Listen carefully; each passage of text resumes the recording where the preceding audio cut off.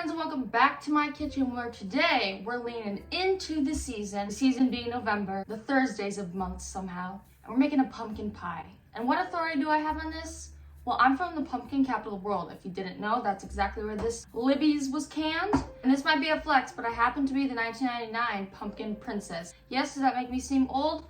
Well, I kind of am getting old. But yeah, I thought I'd make a pumpkin pie for you guys. Just a nice, simple recipe. 4 ingredients, that's all you're gonna need, and a couple spices. And I thought I'd spill a little tea in the process. No, it's not spilling tea. Basically over the weekend, I went viral and now some stans are coming for me. And I say that with love because I know I myself am a stan of Stevie Nicks and Taylor Swift, who this all started about. So you're gonna start by getting a 15-ounce can of pumpkin puree. So basically this past weekend, 1989, Taylor's version comes out. And I think it might be my actual favorite of all of the Taylor's version re-recordings, even though I am an all too well 10-minute girly and I can't apparently use a can opener. Particularly because the vault tracks on this one are just so good, so scathing. And I went and made a TikTok jokingly that one of the lyrics from Is It Over Now, talking about if she's got blue eyes, I'll assume you probably date her, and it's something about ending up in a model's bed. And I know everyone's speculating that 1989 vault tracks are about Harry Styles, so I made the joke that that song was about me, when I clearly do not think it is about me. But I did go on a date with Harry Styles in 2014. I've never really talked about that on here because I feel like it's kind of lame to like talk about celebrities that you've met or hung out with or whatever, and it just really wasn't relevant to my life now. Meow, Esty. But basically how it happened is I posted a video, I think it was on Vine or maybe Twitter. There's this golf range in Chelsea Piers and I just posted a video of myself golfing. I don't know. It's one of those lame videos where I'm like, why did I even post that? But I guess he saw it somehow and had his manager contact my agent at the time and asked for my phone number. And then you're gonna wanna take 14 ounces of sweetened condensed milk. I like the Eagle brand. So basically, he had his people contact my people for my phone number, and he texted me, and we ended up having a coffee date at the Smile in NoHo. And all I remember was being so nervous that I blew up the bathroom, even though he was very nice and like a very down-to-earth person. And then I just remember like how awkward it was when I was going to leave. I can't remember if either he waited for me to leave before leaving or if he like left through a back door or something, but it was very much like, oh, don't want to be seen because you know that'll start like rumors and everything online, which I totally get and empathize. I can't imagine being on like that scale of fame where everyone's analyzing and scrutinizing every single person you're with.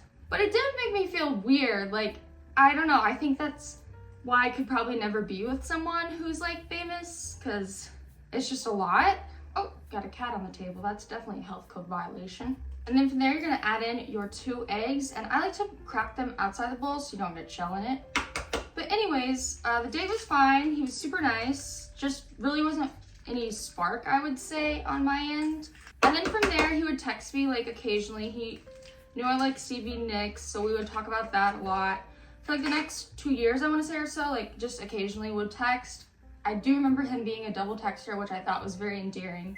But yeah, it was just a simple coffee date that led nowhere, and I guess that's why I've never really talked about it. And people keep like in the comments asking for like photographic proof, which I think is hilarious because like, why would you take a picture of someone when you're on a first date? That just seems super weird to me personally. But yeah, that's all it is, all it was, and I was just making a little joke about it. And it's always the little joke videos that I don't expect to be anything big that end up going viral, so here we are. And now you're gonna wanna add in a teaspoon of cinnamon, a half a teaspoon of ginger. I love ginger. Anything that has a kick to it is like so up my alley. But because you're adding just a little bit of it, you're not really gonna taste it if you're not a big ginger person. A half a teaspoon of nutmeg and a half a teaspoon of salt. And then you're gonna whisk that all together until it's nice and smooth. So yeah, I posted that video and now I have stans coming for me calling me a liar. I had to delete a couple of death threats, which was crazy to me because I never thought of all the things I've done online that would be what gets me my first death threat. But yeah, people are very passionate, I have learned. But I just want to say, for the record, there's no hard feelings. I like Harry Styles music, and I'm obviously a huge Swiftie. It was just a little fun joke. that kind of took off. And I also want to clarify that I don't like have any ill feelings thinking he's a womanizer. He was very nice and respectful every time that I interacted with him in person and over text.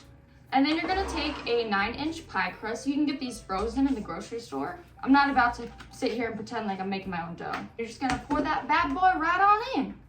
If I sound nervous in this video, it's because I am. I feel like I'm scared a little bit to talk any more about this because of the mean comments that I've been getting. But at the same time, I feel like it'd be weird if I didn't talk about it. And YouTube is my home. You guys are like my number ones and my day ones. And I feel like I owe it to you guys to share the story because I never really have one here. I'm a raw dough eater, by the way. Don't do this at home. I just have a stomach that I think can survive a nuclear war. Now we're gonna pop this pie in a preheated oven at 425 degrees for 15 minutes. Oh shit, and I'm spilling. Okay, let's clean this up. Nasty, no. I don't know if cats can have pumpkin. Then after those 15 minutes, you're gonna lower your oven to 350 degrees and bake it for 35 to 40 minutes more. Basically until you can stick a knife like 1 inch from the crust and it will come out smooth. Alrighty, 35 minutes was it for me. We're gonna do the knife test, 1 inch, and it's smooth. So this pumpkin pie is ready to go. So I hope you guys enjoyed this super easy pumpkin pie recipe. It truly is one of the easier things I've ever made. I don't know why I was so intimidated by making a pie for so long. But if you want to show up on Thanksgiving with a delicious pie that's better than store-bought, I say try this pumpkin pie. And a pro tip is don't put it in the fridge because that kind of hardens it. So I like to just leave it covered but at room temperature. Anyways, I'm gonna go, but I'll catch you guys on the flip side.